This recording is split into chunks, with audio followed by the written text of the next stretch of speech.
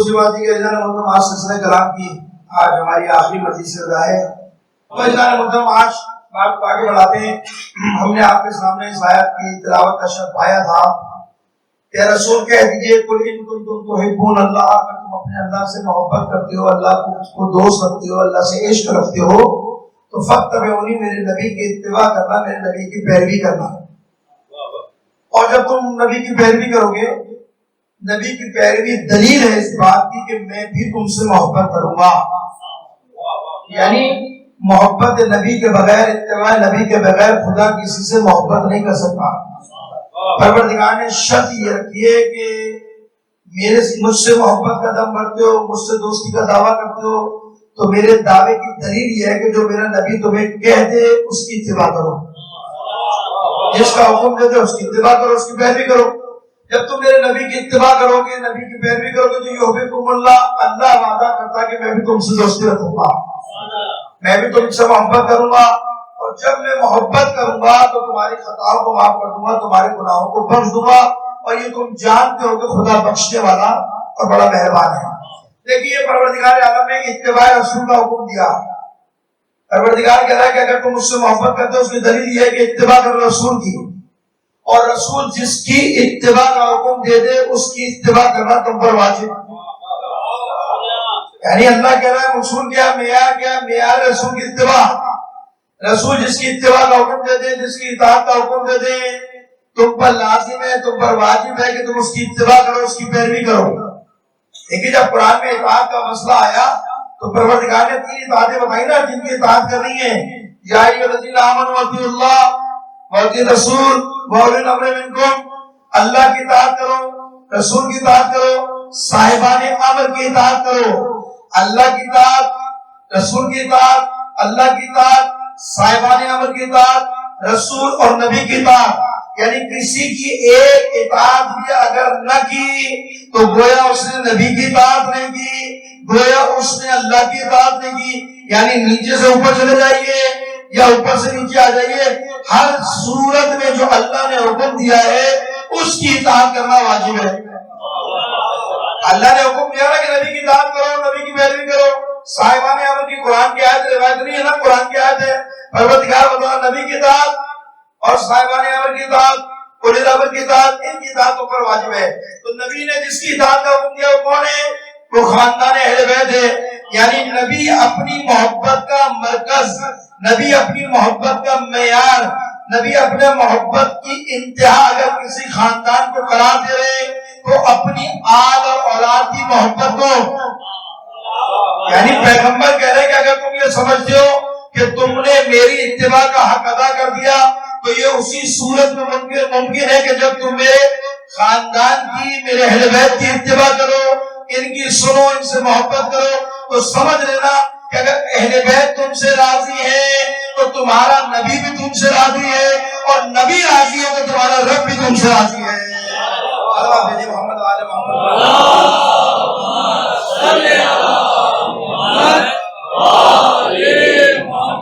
اسی لیے کی محبت کو لازم قرار دیا، اسی لیے کی محبت کو لازم قرار دیا کہ اہل بیت کی محبت کے بغیر کوئی رسول کی اتباع کا حق ادا کر ہی نہیں سکتا۔ پہلے اتباع رسول میں کیا کہ رسول جس کی محبت کا حکم دے رہا ہے اس کی پیروی کرو، اس کو مانو۔ اور جس نے، دیکھیے روایت ہے، معصوم پیغمبر فرماتے ہیں خدا کی رضا کا معیار کیا ہے؟ خدا کیسے معلوم ہو کہ کس سے راضی ہے کس سے ناراض ہے؟ معیار بھی تو دیا ہوگا نا خدا نے کہ یہ ناراض ہے تو خدا بھی ناراض ہے، نبی بھی ناراض ہے، یہ راضی ہے تو نبی بھی راضی ہے، خدا بھی راضی ہے۔ تو پیغمبر نے کسوٹی دی ہے اپنی رضا کی اور خدا کی رضائیت کی۔ پیغمبر نے فرمایا اگر کوئی دیکھنا چاہتا ہے کہ اس کا رب اس سے راضی ہے، اس کا خدا اس سے راضی ہے، تو میری بیٹی فاطمہ کو دیکھ لینا، جس سے میری بیٹی راضی اس سے خدا راضی، جس سے فاطمہ ناراض اس سے اس کا خدا ناراض ہے۔ جس سے میری بیٹی راضی نہیں، میری بیٹی ناراض، اس سے خدا ناراض ہے۔ تو مرکز کیا ہے؟ اہل بیت کا۔ یہی جملے رسول نے علی کے لیے کہے، یہی جملے رسول خدا نے امام حسن حسین کے لیے کہ یہ جملے کہ جس نے حسین سے محبت کی اس نے مجھ سے محبت کی، جس نے علی سے محبت کی اس نے مجھ سے محبت کی۔ بلکہ میں ایک اور دلیل دیتا ہوں، صلوات بھیجیے محمد آل محمد پر۔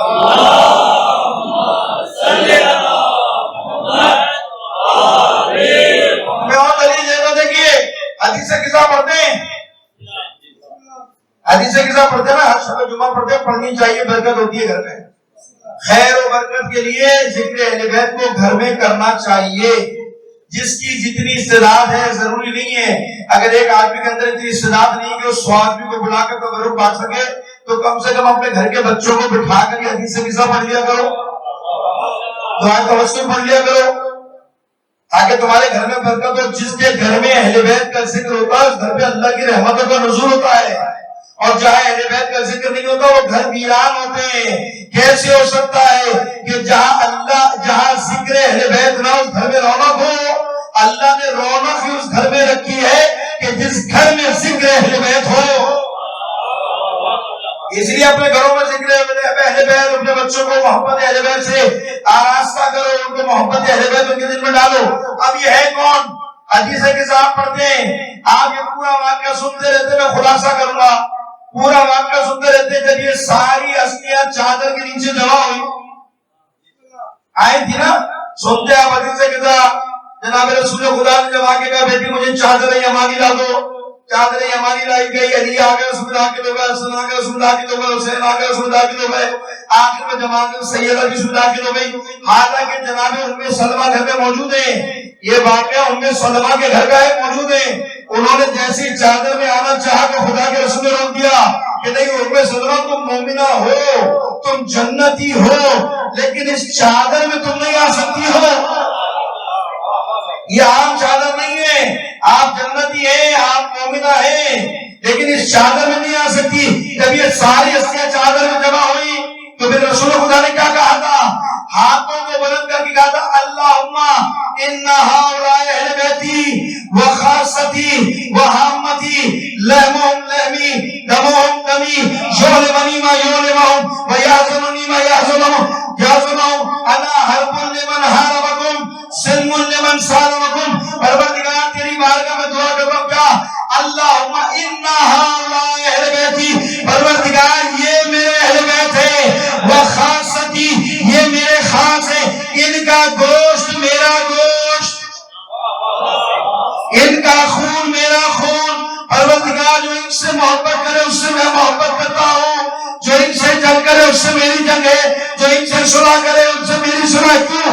انہم منی وانا منہم، کیونکہ میں ان سے ہوں اور یہ سب کے سب محمد سے ہے۔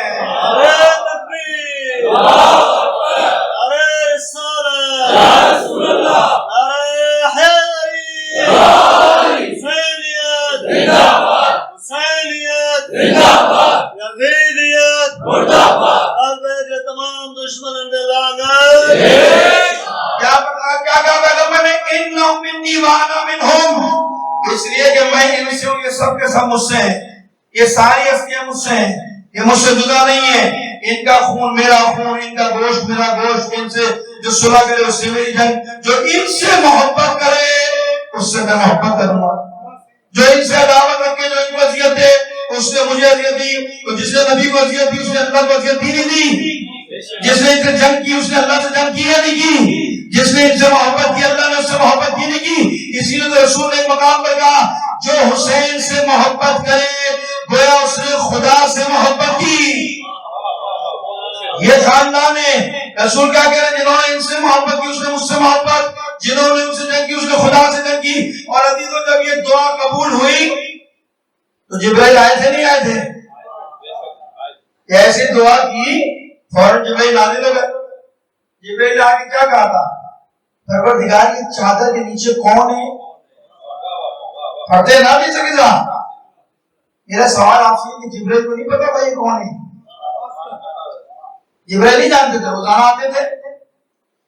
جبرائیل کا آنا جانا تو کوئی مہینوں بعد سالوں بعد تھوڑی ہوتا تھا نبی کے گھر میں۔ جبرائیل تو روزانہ آتے تھے، کبھی مہینے کے آتے تھے، کبھی سیدہ کی چکی چلانے آتے تھے، کبھی حسن و حسین کا جھولا جھلانے آتے تھے، تو جبرائیل تو روز آتے تھے نا۔ پھر یہ سوال کیوں کیا؟ تو دو باتیں، یا تو آگے جبرائیل پہچان نہیں تھے کون ہے؟ یا پہچان کا سوال خدا سے کیا تھا اور جواب آنے والی امت کو دیا تھا کہ تم ان کی عظمت کو پہچانو یہ کون ہے. دو باتوں میں سے دوسری تیسری بات نہیں ہے. پہلی بات کیا؟ پہلی بات تو واقعی پہچانے نہیں تھے. یا دوسری بات ہے کہ آپ پہچانتے تھے لیکن امت کو بتانے کے لیے سوال کیا تھا کہ یہ کون لوگ ہیں. تو عزیزوں میرا سوال یہ کہ واقعی اگر نہیں پہچانے تھے تو اس کی بھی ایک علت ہے کیوں نہیں پہچانے تھے. اس لیے کہ اس سے پہلے جتنی بار آئے تھے محمد کے پاس الگ آئے, علی کے پاس الگ آئے, حسن حسین کے پاس الگ آئے, جناب سیدہ کی چکی چلانے الگ آئے. یہ سارے نور جدا جدا تھے لیکن جب یہ سارے ایک جگہ جمع ہوئے اب جبرائیل پہچان نہیں سکے اس میں محمد کا نور کون سا ہے, علی کا نور کون سا ہے, حسن حسین کا نور کون سا ہے, فاطمہ کا نور کون سا ہے. کیونکہ جب یہ جدا ہوتے ہیں تو ان کے نور الگ ہوتے ہیں, جب یہ جمع ہوتے ہیں تو یہ سارے نور محمد بن جاتے ہیں.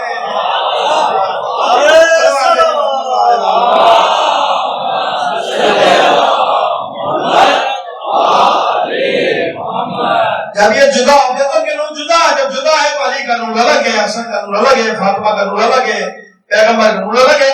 لیکن جب یہ جمع ہوئے ایک جگہ اب پہچان ہی نہیں پا رہے کہ فاطمہ کا نور کون سا ہے, علی کا نور کون سا ہے, کیونکہ سب خلق تو محمد کے نور سے ہوئے نا. پیغمبر نے کیا کہا تھا کہ اللہ نے میرے نور کو خلق کیا, میرے نور سے علی کے نور کو خلق کیا اور علی کے نور سے حسن اور حسین اور فاطمہ کو خلق کیا. تو جب یہ جمع ہوئے تو کیا ہوئے, سارے کے سارے نور محمدی بن گئے. پھر جیسے جبرائیل نے آ کر کیا سنائی آیت, یہی کہا نا کہ جب یہ ساری ہستیاں جمع ہو گئی پہچان گئے تو آیت تطہیر نازل ہو گئی, انما یرید اللہ لیذھب عنکم الرجس اہل البیت ویطہرکم تطہیرا. صلوات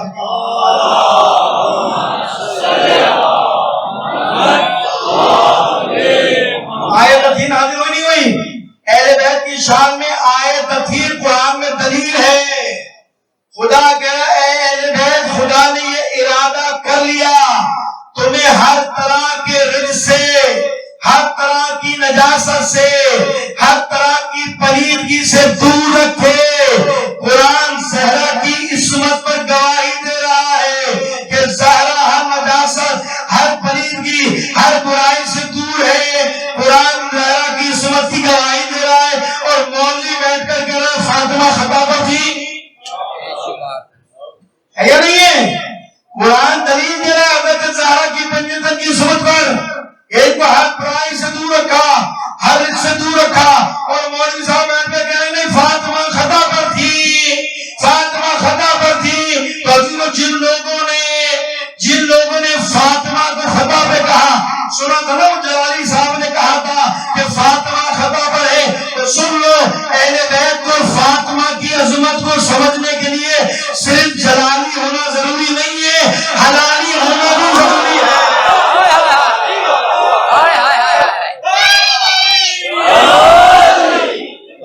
یہ ہے زہرا کا مقام جس کی قرآن دلیل دے رہا ہے.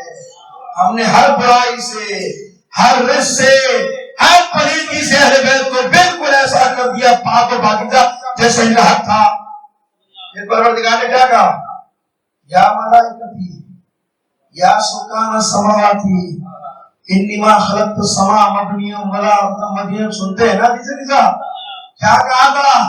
آیت تطہیر کو نازل کرنے کے بعد پروردگار نے ملائکہ کو جمع کیا اور خلقت کائنات کا مقصد بتایا. ملائکہ کہاں ہو, کیا ملائکتی یا سکان السماواتی, اے آسمان پہ ساکن, اے آسمان پہ رہنے والے ملائکہ کہاں ہو. سنو, میں نے آسمان کا شامیانہ نہیں بنایا, میں نے فرش زمین کا نہیں بچھایا, میں نے سورج کو روشن نہیں کیا, میں نے چاند کو روشن نہیں کیا, میں نے یہ ستارے, یہ دریا اور اس پہ چلنے والی کشتیاں, ہوا کو خلق نہیں کیا, مگر سنو ان کے لیے خلق کیا جو چادر کے نیچے جمع ہے. ان کی محبت میں خلق کیا, ان کے لیے میں نے کائنات کو خلق کیا. انہی کی محبت کو اللہ نے لوگوں پر واجب کیا, وہ الگ بات ہے. اس آیت کے بعد جب نبی مباہنے میں گئے, عیسائی کو پہچان گئے, نبی کی عظمت کو اور اہل بیت کی عظمت کو نہیں پہچانا تو مسلمانوں نے نہیں پہچانا. نہیں پہچانا تو مسلمان نہیں پہچان پائے. صلوات دیجیے محمد آل محمد.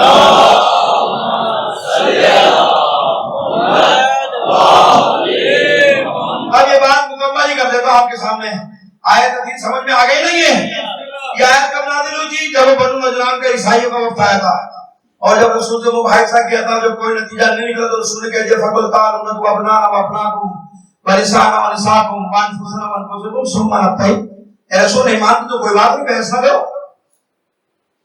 حجت تمام ہونے کے بعد, علم آنے کے بعد بحث کرنے کی ضرورت نہیں ہے. کہہ دو مباہلے کے میدان میں آ جاؤ. تم اپنے مردوں کو لے آؤ, تم اپنی عورتوں کو لے آؤ, اپنی عورتوں کو لے آتے, تم اپنے بچوں کو لے آؤ, اپنے بچوں کو, تم اپنے نفسوں کو لے آؤ. کہنے کے میدان میں مباہلہ. مباہلے کا مطلب یعنی جھوٹوں پر خدا کی لعنت ہے. یہ میدان کس کا؟ جھوٹوں پہ لعنت کا میدان ہے. جھوٹا یہاں جا نہیں سکتا. جب یہ معاملہ طے ہو گیا نا, ابھی حدیث کے ساتھ سنتے رہتے ہیں, اسی کی سنت ہے. نبی آ گئے گھر میں, چادر میں سب امام کو جمع ہوئے.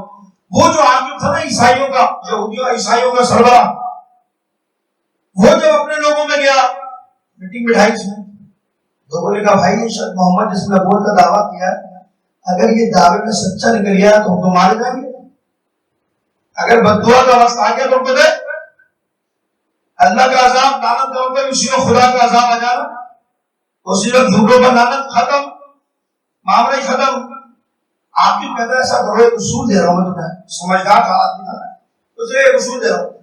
یہ شخص جس نے محمد جس نے دعویٰ کیا تھا وہ تھا, اگر یہ پورے مدینے والوں کے ساتھ آ جائے نا, رش لے کر آ جائے, لوگوں کو لے کر آ جائے, پھر میدان میں ڈٹ جانا, پھر ڈٹ جانا, پھر مباہلہ کریں گے. اس لیے کہ اکثریت کا روپ جھاڑ کر اپنی بات کو منوائے گا.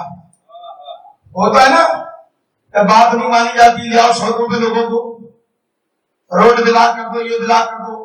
دنیا میں طریقہ کار یہ ہو گیا, جب بات منوانی ہو اکثریت کے ذریعے بات کو منوایا جاتا ہے, اکثریت کے ذریعے روح منوایا جاتا ہے. اب یہ دنیاوی لیڈر اور دنیاوی اور دینی لیڈر کو جدا کر رہا ہے. یہ عاقب ہے, وہ کہتا ہے اگر دنیاوی لیڈر ہوگا تو سب کو لے آ کر مدینے والوں کو آ جاؤ.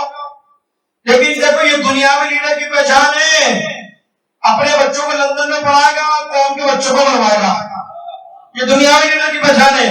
لیکن وہ کہتا ہے خبردار, الہی نمائندے کی پہچان یہ, دنیا کی نمائندے کی پہچان یہ, پورے مدینے کو لے آئے تو ڈر جائے گا, مباہلہ کرنا, گھبرانا نہیں.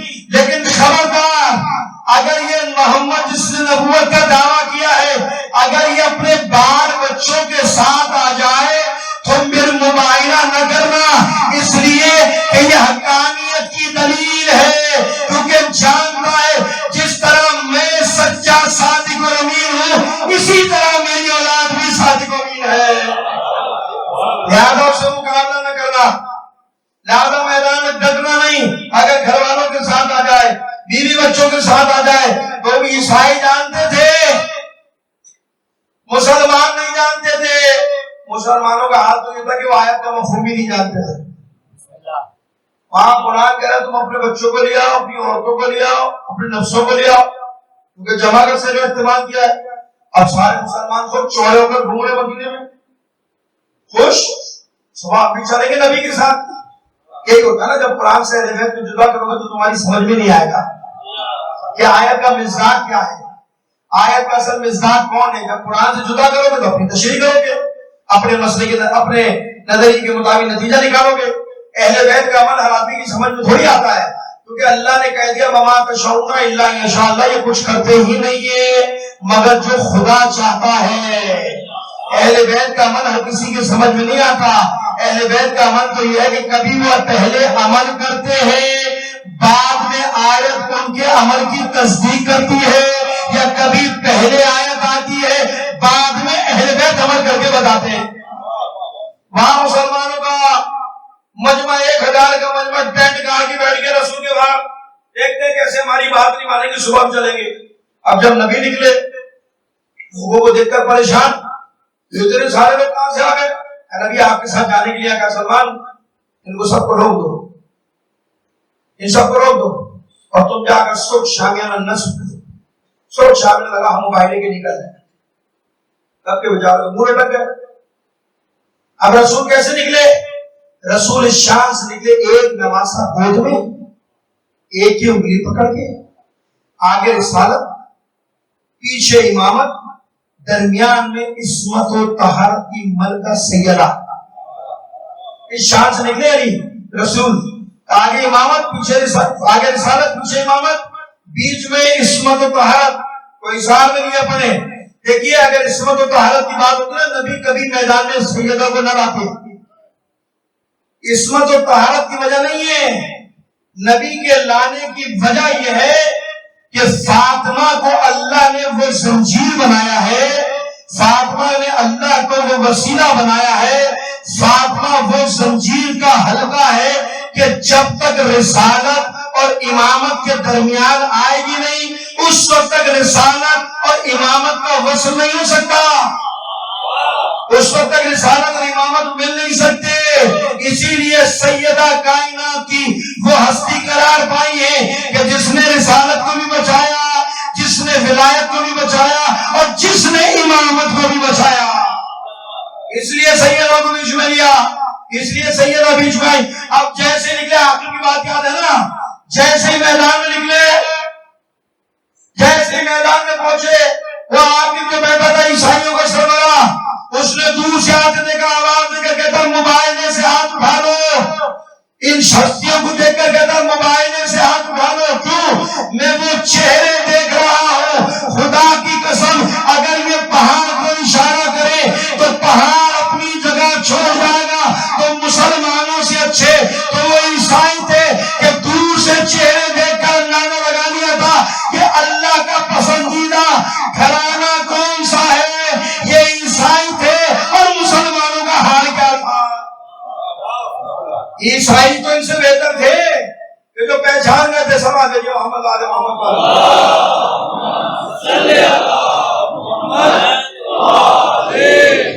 عیسائی دور سے پہچان گئے تھے کہ یہ کوئی عام گھرانہ نہیں ہے، یہ کوئی عام خاندان نہیں ہے، یہ وہ خاندان ہے کہ اگر یہ پہاڑ کو اشارہ کرے تو پہاڑ اپنی جگہ چھوڑ جائے گا. اچھا میں ایک سوال کرتا ہوں یا رسول اللہ، ایک دو کو لے جاتے ہیں، دو چار کو لے جاتے تو کوئی مسئلہ تھا؟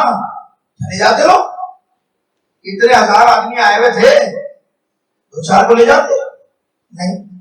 وہ لے کے نہیں گئے اس لیے کہ میدان تھا جھوٹوں پہ لعنت کا، جھوٹوں پہ لعنت کا میدان تھا. اگر نبی کسی کو لے کر چلے جاتے نا اور لعنت کا وقت آ جاتا، لعنت کا وقت آتا اور جب اللہ کی لعنت پڑتی تو 10-15 وہاں گرتے تو 2-4-5 یہاں بھی گر جاتے ہے نا. اگر وہاں 10-15 گرتے تو 2-3-4-5 یہاں بھی گر جاتے. تو کائنات میں کوئی کہہ سکتا تھا نا یہ کیا بات ہوئی، مسئلہ برابر ہو گیا، 15 جھوٹے یہاں تھے تو جھوٹے یہاں بھی تھے، معاملہ برابر ہو گیا. نبی جانتے ہوئے میں ان کو لے کر جاؤں گا کہ جنہیں اللہ نے صادق اور امین بنایا ہے. اس لیے کہ میدان جھوٹوں کا نہیں ہے. تاریخ میں بھی کوئی کہہ دے گا وہاں گرے تھے تو نبی کیا ہوا، آپ کے پاس بھی تو گرے تھے تو چار، اس لیے لے کر نہیں آئے. اور آخری بات کرو، سنو سیدہ کا مقام کیا ہے، سیدہ کی عظمت کیا ہے. اسی حدیث قصہ میں کیا کہا تھا پروردگار عالم نے جب جبرائیل نے پوچھا تھا کون ہے تو کہا تھا ہم فاطمہ تو ابوہا و بالوہا و بنوہا. یہ فاطمہ اس کا بابا، یہ فاطمہ اس کے بچے اور یہ فاطمہ اس کا شوہر ہے. کائنات کا پہلا تعارف ہے جو بیٹی کے ذریعے باپ کا کرایا جا رہا ہے. یہ نہیں ہے، ہوتا کیا ہے باپ کے ذریعے اولاد کا تعارف ہوتا ہے، باپ کے ذریعے اولاد کا تعارف کرایا جاتا ہے. یہ کائنات کا پہلا مسئلہ ہے کہ جب جبرائیل پوچھے تو کون ہے، یہ نہیں کہا محمد ان کی بیٹی، محمد ان کے بھائی، محمد ان کے نواسے، بلکہ اللہ نے کہا فاطمہ ان کا بابا، فاطمہ ان کا شوہر، فاطمہ ان کے بچے. کیوں جناب سیدہ کے ذریعے تعارف کرایا، کیوں کرایا بھائی؟ ہوتا تو یہ تھا کہ محمد کے ذریعے تعارف کراتے، لیکن عزیزو اگر سیدہ کے علاوہ کسی اور کے ذریعے تعارف ہوتا تو چھٹے کی گنجائش موجود تھی. چادر میں چھٹے کی گنجائش موجود تھی، کوئی بھی چھٹا آ سکتا تھا، لیکن سیدہ کے ذریعے تعارف کرا کر اللہ نے حصار کھیل دیا، اللہ نے گول دائرہ بنا دیا اور پھر خود کے مفاہیم کو جانتے کہ جب انا کے اندر ماں داخل ہو جائے تو وہ حسر کے معنی دیتا ہے. حسر کے معنی کیا؟ مثلا یہ دروازہ ہے, اس دروازے کو باہر سے نہ کر دو, اب جو اندر ہے وہ اندر رہیں گے, اندر والے باہر نہیں آ سکتے, باہر سے کوئی اندر نہیں آ سکتا. اللہ نے فاطمہ کے ذریعے تعارف کرا کر حسر کر دیا, عصمت کا تالا لگا دیا. اب نہ اہل بیت سے کوئی باہر جا سکتا ہے, نہ کوئی باہر والا اہل بیت میں آ سکتا ہے.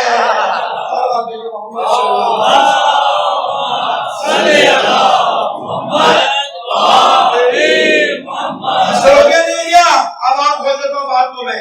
آپ مجھے بتائیے عصمت کا دائرہ قائم کس سے ہوا؟ حضرت زہرا کے ذریعے. اچھا مجھے بتائیے اگر پیغمبر کے ذریعے تعارف ہوتا تو کیا ہوتا؟ کیا کہتا خدا؟ یہ کہتا نا یہ محمد اور ان کی بیٹی, یہ محمد ان کے بھائی, یہ محمد ان کے نواسے, یہی تعارف ہوتا نا. لیکن اگر پیغمبر کے ذریعے تعارف خدا کراتا نا تو عصمت کا دائرہ قائم نہ ہوتا. کیوں؟ اس لیے کہ اگر یہ کہتے ہیں محمد اور ان کی بیٹی تو پتہ ہے نا تاریخ میں کتنی بیٹیاں ہیں, پتہ ہے نا تاریخ میں کتنی بیٹیاں ہیں. فوراً کہتی یہ بھی تو بیٹی تھی, یہ بھی تو بیٹی تھی, یہ بھی تو بیٹی تھی, ہے نا. چھٹے کی گنجائش موجود تھی یا نہیں تھی؟ عصمت کا دائرہ قائم ہوتا یا نہیں ہوتا؟ نہیں ہوتا نا. اچھا تو اگر پیغمبر یہ کہتے ہیں محمد اور ان کے بھائی, کتنے بھائیوں کی لائن لگ جاتی. ہم بھی تو خالازات ہیں, ہم بھی تو چچازات ہیں, ہم بھی تو ماموزات ہیں, ہے یا نہیں ہے؟ چھٹے کی گنجائش ہے یا نہیں ہے؟ اچھا یہ ہوتا کہ محمد ان کے نواسے تو نواسوں کی لائن لگ جاتی کہ یہ بھی ان کے نواسے, یہ بھی ان کے نواسے, تو عصمت کا دائرہ قائم نہ ہوتا. چھٹے کی گنجائش موجود تھی. خدا نے سیدہ کے ذریعے تعارف بنا کر ایسا عصمت کا دائرہ قائم کیا کہ ہم فاطمہ تو ابوہا, خدا کی قسم اب محمد کے سوا فاطمہ کا بابا ہو نہیں سکتا. وبالوہا وبنوہا, یہ فاطمہ اور اس کے بچے حسن و حسین کے سوا فاطمہ کے بچے ہو نہیں سکتے, اور قیامت تک علی کے سوا فاطمہ کا ہمسر ہو نہیں سکتا.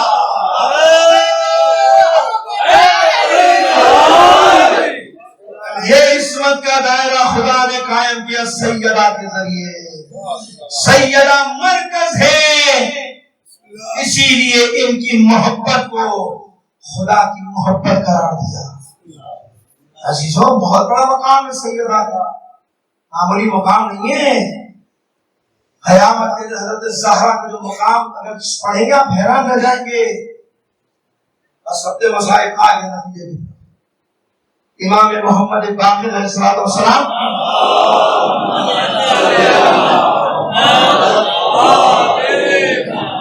امام ارشاد فرماتے ہیں کہ روز قیامت میری ماں میری جدہ کا مقام کیا ہوگا کہ جب سیدہ کی سواری آئے گی نا تو خدا حکم دے گا لوگوں اپنی آنکھوں کو جھکا دو, اپنی نظروں کو جھکا دو, سیدہ کی سواری جائے.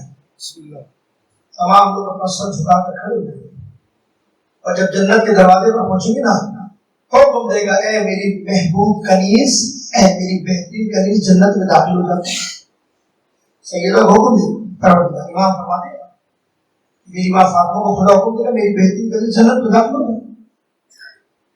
جناب سیدہ جنت کے دروازے پہ جا کر ہوگی, دائیں اور بائیں دیکھنا شروع کریں گے جیسے کسی چیز کو ڈھونڈ رہی ہے, کسی چیز کو تلاش کر رہی ہے. پروردگار خطاب کر کے کہا سیدہ اے میری محبوب کنیز, کیا میں نے تجھے جنت میں جانے کا حکم نہیں دیا, جنت میں داخل کر. سیدہ جملہ کہ پروردگار میں اس وقت تک جنت میں نہیں جاؤں گی جب تک اپنے بچوں کے ماننے والوں کو نہ لے جاؤں. میں اس وقت تک جنت میں قدم نہیں رکھوں گی جب تک اپنے بچوں کے ماننے والوں کو لے کر جنت میں داخل نہ ہوگا. خدا حکم دے گا زہرا تجھے اختیار ہے, تو جسے چاہے جنت میں لے کر داخل ہو, جسے چاہے جنت میں لے کر داخل ہو. امام فرماتے میدان حشر میں, حشر کے میدان میں میری ماں فاطمہ اپنے شیعوں کو اس طرح سے چنے گی جیسے پرندہ دانوں کو چنتا ہے. جیسے پرندہ دانوں کو چنتا ہے, یعنی اچھا دانا کھا لیتا ہے خام دانا خراب دانا چھوڑ دیتا ہے. اسی طرح میری ماں فاطمہ جنت کے اندر اپنے چاہنے والوں کو چنے گی, سارے ماننے والوں کو چنے گی اور جنت میں داخل ہو جائیں گی. کون؟ سیدہ جنت میں جائیں گی. ابھی آپ نہیں گئے, سیدہ جنت میں داخل ہو جائیں گی. اب جن کے انتخاب کیا ہوگا شفاعت کے لیے, جنہیں سیدہ چنیں گی, یہ جنت میں جا کر دروازے کے کھڑے ہو جائیں گے, یہ دائیں بائیں جانب دیکھ رہے ہوں گے.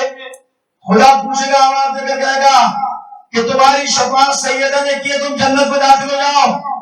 لیکن یہ حیران پریشان ادھر دیکھ رہے ہوں گے, خدا نے کہا تم جنت میں کیوں نہیں جاتے؟ تو یہ سیدہ کے بچوں کے ماننے والے کہیں گے پروردگار ہم اس وقت تک جنت میں نہیں جائیں گے کہ جب تک ان لوگوں کو اپنے ساتھ نہ لے جائیں کہ جنہوں نے سیدہ کے نام پر ہمیں کھلایا تھا, ہماری مدد کی تھی, جب تک ان کو نہ لے جائیں ہم جنت میں قدم نہیں رکھیں گے. امام باقر کہتے ہیں خدا کی قسم ایک ایک کر سیدہ اور سیدہ کے ماننے والے سب کو جنت میں لے جائیں گے, سوائے کافر اور مشرک کے کوئی نہ بچے گا. یہ ہے مقام سیدہ, یہ ہے مقام اہل بیت. اہل بیت سیدہ بھی لے جائیں گی اور اہل بیت کے ماننے والے جنہوں نے سیدہ کے نام پر کھلایا ان کو بھی لے جائیں گے.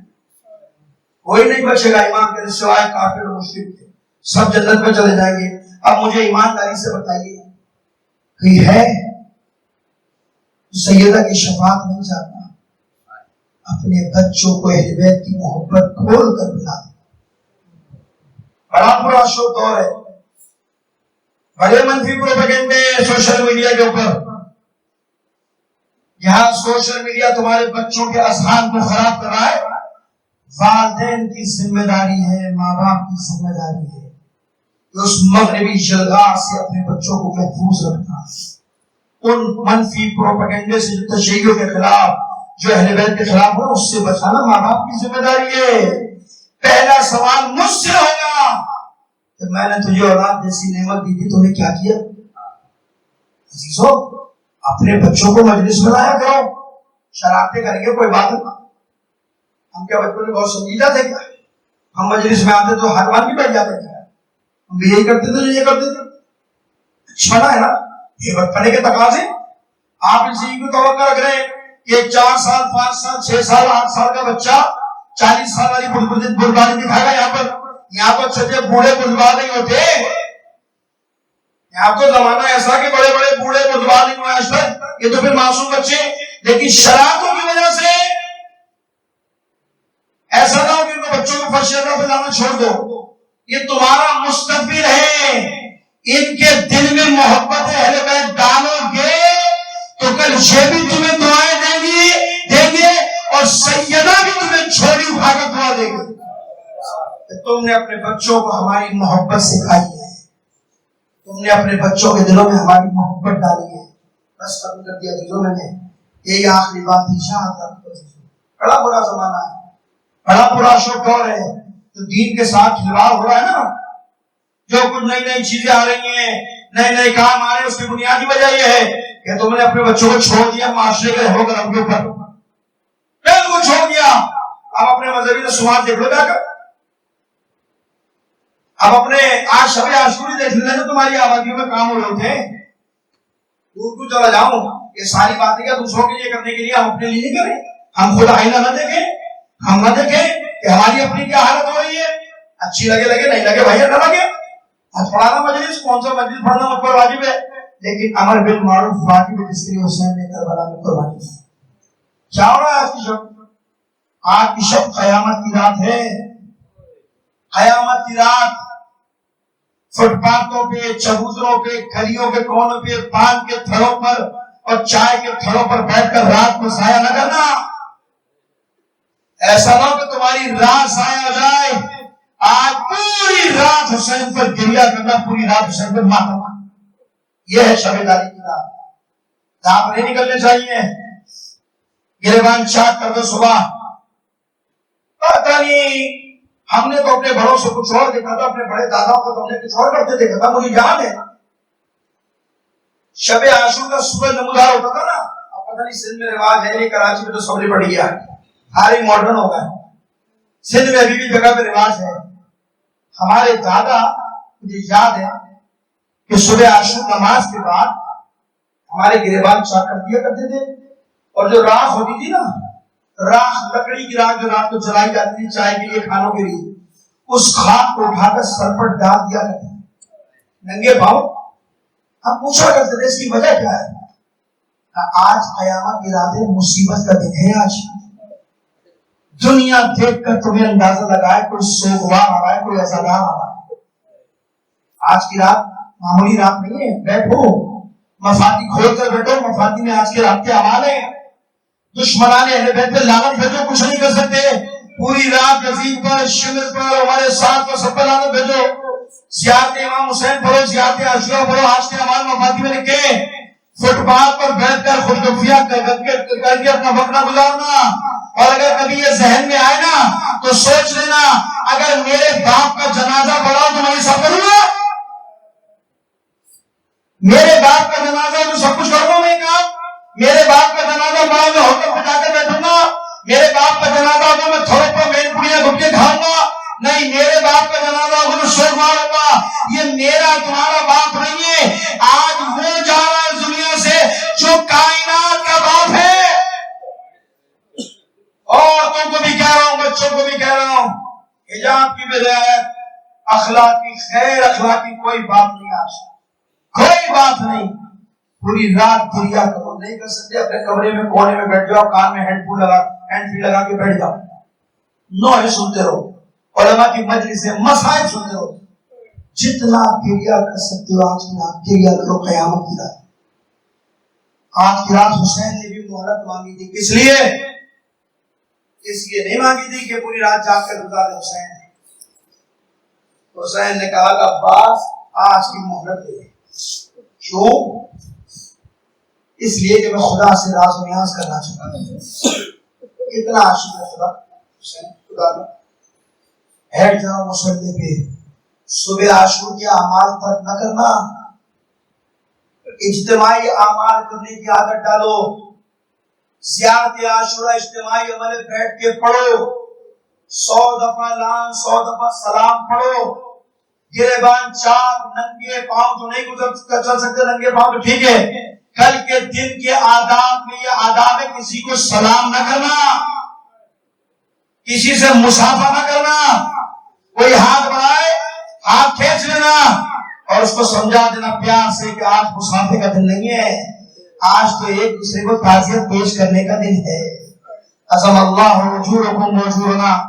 آج تو ایک دوسرے کو مسائل مصیبت پیش کرو, تعزیت پیش کرو کہ ہم تم کو اور امام زمانہ کو تعزیت پیش کرتے ہیں کہ حسین قتل کر دیا ہے, حسین مار دی گئے. عزیزو بس کل شب عاشور کے حوالے سے یاد رکھیے گا, کل اعمال چھوڑنا نہیں. جوانوں کو, بچوں کو کہہ رہا ہوں, بچوں کو کہہ رہا ہوں, اگر عربی نہیں پڑھ سکتے تو زیارت امام حسین کا ترجمہ پڑھ لینا. اکیلے میں بیٹھ کر ترجمہ پڑھنا کہ جس میں تمہیں امام حسین نے سلیقہ سکھایا ہے, آئمہ نے سلیقہ سکھایا. پہلے میرے جد پر سلام بھیجنا, پھر ان کے دشمنوں پر, ان کے قاتلوں کو نام بھیجنا. کل کا دن حسین اور اولاد حسین کو سلام بھیجنے کا دن ہے, اور دشمنان اہل پر نام بھیجنے کا, قتل کرنے والوں پہ لعنت بھیجنے کا دن. بس عزیزو ختم کر دیا. آج کی رات قیامت کی رات. صرف یہاں نہیں, کربلا کے حلام میں جا کر ذرا سوچو.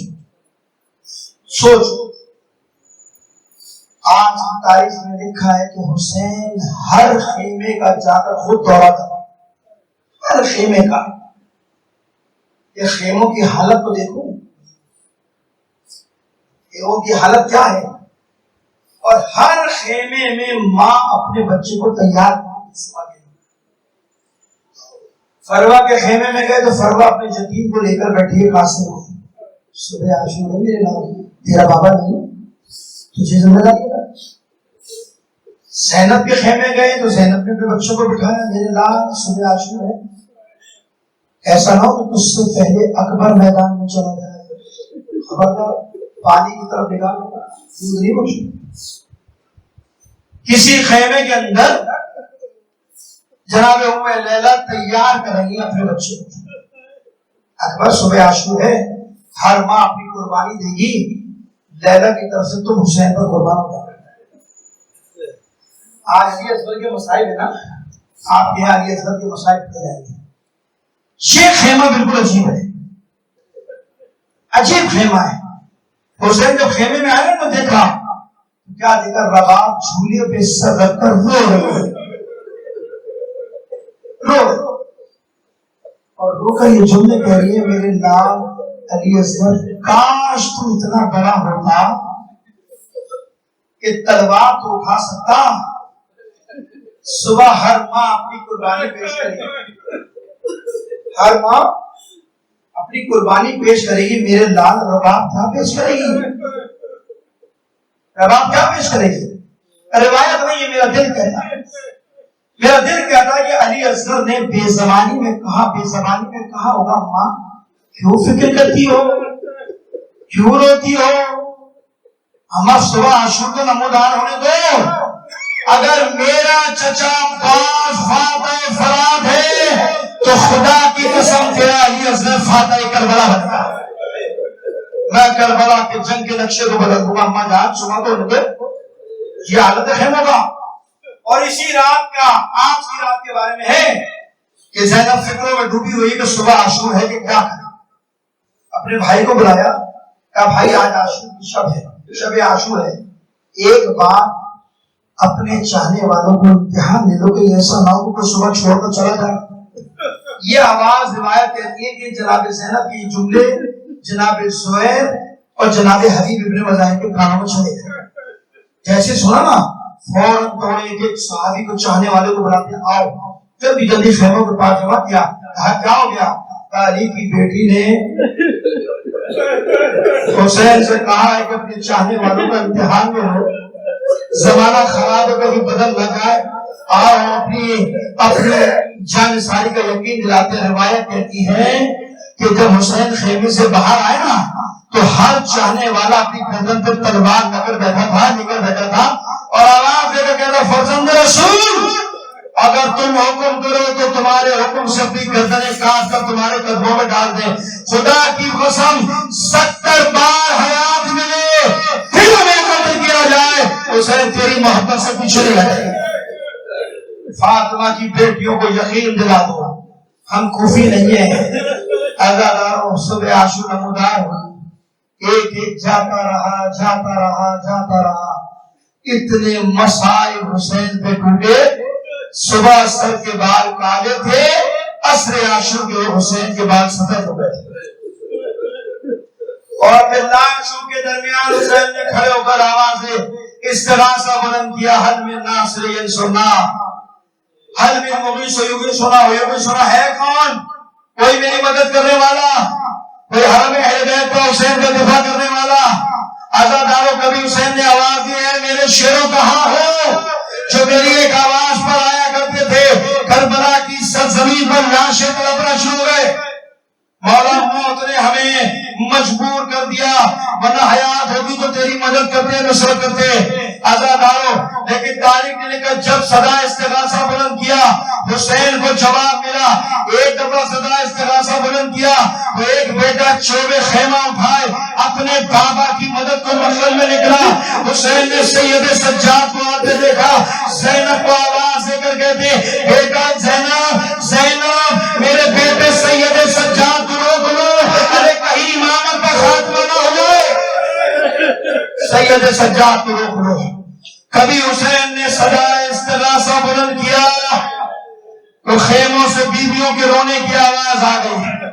حسین نے آگے پوچھا روتی کیوں ہو؟ ابھی تو تمہارا والد زندہ ہے، ابھی تو حسین زندہ رونے کا سبب کیا ہے؟ بیویاں رو کر کے مولا کیا کریں، جب سے صدا استغاثہ بلند کیا نا یہ 6 ماہ کا بچہ جھولے میں نہیں سمجھتا، بار بار اپنے آپ کو جھولے سے گرا دیتا ہے. حسین سمجھ گئے، حسین نے اپنی گود میں لیا. میرا دل کہتا حسین نے کہا ہوگا علی اصغر جنگ کے لیے اتنا جنگ کے لیے بتاؤ تم میرا باپ مجھے میرے بیٹے کو دے دو. میں علی اصغر کو پانی پلا کر لیا. عزاداران حسین حمید ابن مسلم کہتا ہے حسین خیمے سے نکلے کیونکہ پیاس سے کملا گیا بچہ. علی اصغر پیاس سے کملا چکا ہے، 3 دن کا بھوکا پیاسا ہے نا، دھوپ تیز ہے. کربلا کی سرزمین پر حسین نے علی اصغر کو ابا کے دامن میں چھپا لیا، ابا کے دامن میں چھپایا، اور جب خیمے سے باہر نکلے نا عمر ساتھ کا لشکر سمجھا کہ حسین کے سپاہی ختم ہو گئے، حسین صلح کے لیے قرآن لے کر آ گئے۔ حسین قرآن نہیں لائے تھے، نہ کہ قرآن کا پارا لے کر آئے تھے تاکہ تمہارے حسین کے درمیان فیصلہ ہو جائے۔ آزاد آئے، جیسے حسین نے ابا کا دامن ہٹایا، آواز دے کر کہتے ظالموں تمہاری حسین سے لڑائی ہے، تمہاری حسین سے جنگ ہے۔ ارے 6 ماہ کے بچے نے تمہارا کیا کیا ہے؟ 3 دن کا بھوکا پیاسا ہے۔ ارے آزاد آئے، حسین کہتے اس کی تو ماں کا خوش دودھ بھی خوش ہو چکا ہے، کسی نے جواب نہ دیا، کسی نے پانی نہ دیا۔ حسین نے جان کو پتا کیا کیا؟ چلتی ہوئی زمین پر علی اصغر کو مٹا کر حسین پیچھے ہٹ گئے اور آواز دے کر کہتے اگر تم سمجھتے ہو کہ حسین اس بچے کے بہانے پانی پیلے گا تو آؤ تم میرے بچے کی پیاس بجھا دو۔ لیکن آزاد آؤ، حسین کی غربت دیکھو کہ کسی ملعون نے جواب نہ دیا، کسی ملعون نے جواب نہ دیا۔ حسین نے علی اصغر کو گود میں اٹھایا اور غور سے دیکھا، یہ جملہ کہاں ہوگا؟ روایت نہیں ہے، جملہ کہاں ہوگا؟ اے علی اصغر میں حجت خدا ہوں، میں نے اپنی حجت تمام کر دی، میرے لال تو بھی اپنی حجت تمام کر دے۔ بس میرا دل کہتا ہے کوئی ماں درے خیمہ پر کھڑی ہوگی، علی اصغر نے مڑ کے دیکھا ہوگا اور کہا ہوگا ماں اپنے بیٹے کا حملہ دے، علی اصغر کا حملہ دے۔ سوکھی زبان کو علی اصغر نے ہونٹوں پہ پھیرنا شروع کیا۔ عمر ساتھ کا لشکر دھاڑے مار کر رونے لگا، تلوار لے کر آ گیا۔ عمر ساتھ ارے اس بچے پر رحم کر دے، اس بچے کو پانی پلا دے۔ عمر ساتھ گھبرا گیا، پریشان ہو گیا۔ آزاد آپ سنو روایت، جب امیر مختار نے حرملہ کو گرفتار کیا، پوچھا ملعون تو نے 30 تیر، ایک 3 تیر چلائے تھے، یہ تیر بتا تو نے ایک تیر کب چلایا تھا؟ وہ ہاتھ جوڑ کر کہتا مختار تو سن نہیں سکتا، تو برداشت نہیں کر سکتا۔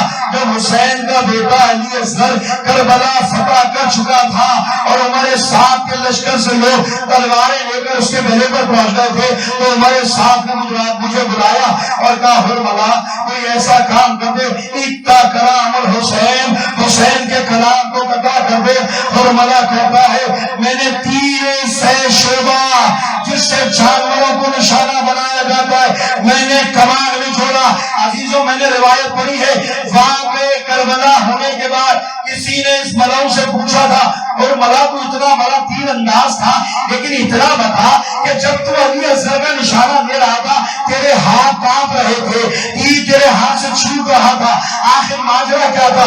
حرملہ کہتا ہے کہ جب میں نے پہلی بار علی اصغر کا نشانہ لیا تو میں نے دیکھا میرے سامنے رسول خدا کھڑے ہیں اور کہہ رہے حرملہ ارے میرے بچے پر ظلم نہ کرنا۔